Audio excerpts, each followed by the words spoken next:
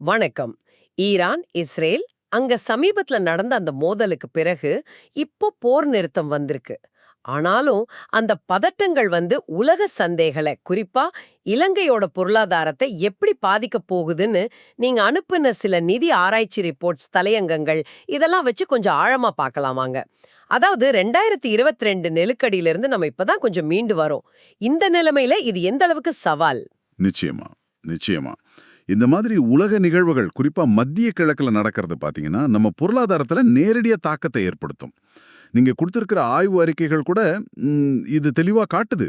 போர் நிறுத்தம் வந்தாலும் கூட அந்த ரிஸ்க், அந்த ஆபத்து முழுசா நீங்கிடுச்சுன்னு சொல்ல முடியாது. சரி, சரி. அப்போ முதல்ல உங்க குறிப்புகள்ல இருந்த முக்கியமான ஒரு விஷயம் எண்ணெய் விலை. இந்த ஹார்மோஸ் ஜலசந்தி, அதாவது உலக எண்ணெய் வர்த்தகத்துல கிட்டத்தட்ட 20% இந்த வழியா தான் போகுதுன்னு சொல்றாங்க. அங்க பதட்டம்னா நமக்கு என்ன மாதிரியான பாதிப்பு இருக்கும்? நமக்கு இது ஒரு பெரிய ஆபத்துங்க. நாம எண்ணெய் தேவைக்கு பெரும்பாலும் இறக்குமதியை தான் நம்பியிருக்கோம். உங்க ஆய்வுல காட்டுற மாதிரி பிரெண்ட் கச்சா எண்ணெய் விலை, அதாவது சர்வதேச மார்க்கெட்ல ரொம்ப முக்கியமான அந்த எண்ணெய் விலை ஒரு பேரலுக்கு $100 இல்ல $120க்கு மேல போச்சுன்னா, நம்ம வருடாந்திர இறக்குமதி செலவு பயங்கரமா எகிரிடும். ஒவ்வொரு டாலர் விலை ஏறுறதுக்கும் கிட்டத்தட்ட 50ல இருந்து 70 மில்லியன் வரைக்கும் நமக்கு கூடுதல் செலவாங்கலாம்னு ஒரு அறிக்கை சொல்லுது. அப்பா, 50ல இருந்து 70 மில்லியனா ஒவ்வொரு டாலருக்கும்? ஆமாம். இது சாதாரண விஷயம் இல்ல. இது நேரடியா போக்குவரத்து, அப்புறம் மின்சாரம், உணவுப் பொருள் விலைன்னு எல்லாத்தையும் ஏத்தி பணவீக்கத்தை, அதாவது விலைவாசி உயர்வை 3வது காலாண்டுல ஒரு 4-5% வரைக்கும் கூட தள்ளலாம். ஓ, அப்படியா? சரி, அப்போ என்ன விலை ஏறுனா டாலருக்கான தேவையும் கூடும் இல்லையா? இது வெளிநாட்டுல இருந்து நம்ம ஆட்கள் அனுப்புற பணம், அந்த ரெமிட்டன்சஸ், அதுல பாதிப்பை ஏற்படுத்துமா? உங்க ரிப்போர்ட்ஸ் என்ன சொல்லுது? ஆமா, கண்டிப்பா பாதிக்கும். நம்ம நாட்டுக்கு வர்ற மொத்த வெளிநாட்டு பண வரவுல பாதிக்கு மேல, அதாவது ஒரு 50-55% மத்திய கிழக்குல இருந்து தான் வருது. இது நம்ம அந்நிய செலாவணி கையிருப்புக்கு ரொம்ப ரொம்ப முக்கியம். ம். இப்போ பாத்தீங்கன்னா, இஸ்ரேலுக்கு புதுசா ஆள் அனுப்புறத தற்காலிகமா நிறுத்திட்டோம். அங்க மட்டுமே சுமார் 20,000 பேர் வேலை செய்றாங்க. அவங்க மாசம் ஒரு 8-10 மில்லியன் டாலர் அனுப்புறதா ஒரு கணக்கு இருக்கு. ஓஹோ. இந்த மோதல் நீடிச்சா மற்ற வளைகுடா நாடுகள்ல இருந்தும் பணம் வரது கொஞ்சம் குறைய வாய்ப்பு இருக்கு. இது நம்ம ரூபாயோட மதிப்பை இன்னும் கொஞ்சம் பலவீனப்படுத்த வாய்ப்பு இருக்கு. சரி. அப்போ இறக்குமதி செலவு ஒரு பக்கம், வெளிநாட்டு பணம் வரது இன்னொரு பக்கம்.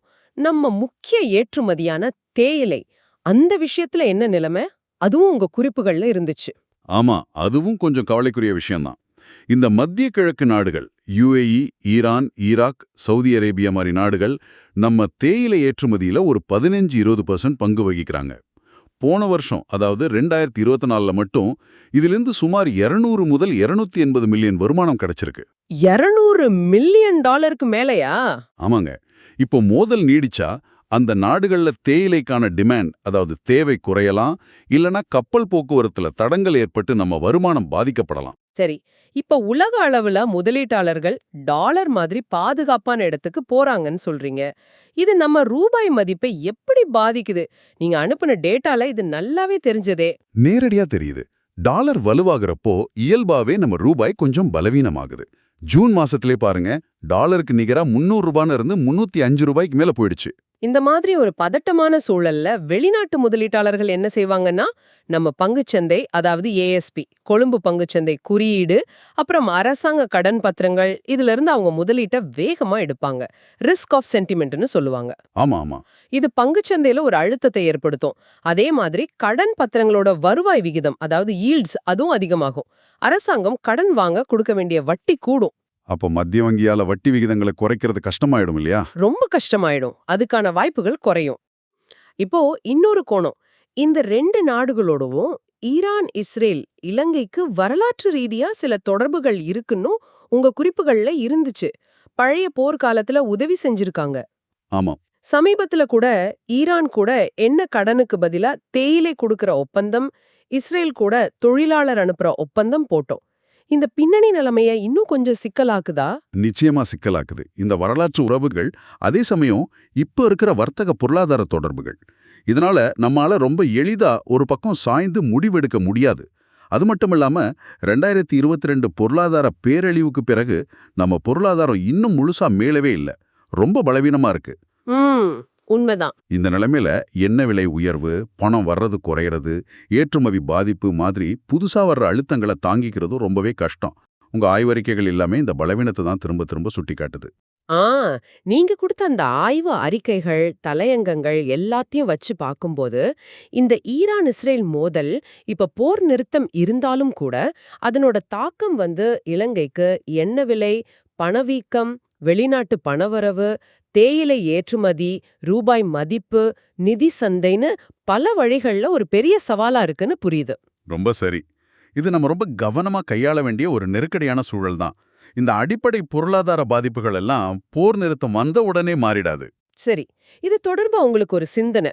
இந்த மாதிரி உலக அளவுல வர்ற அதிர்ச்சிகளை நாம் அடிக்கடி சந்திக்கிறோம்.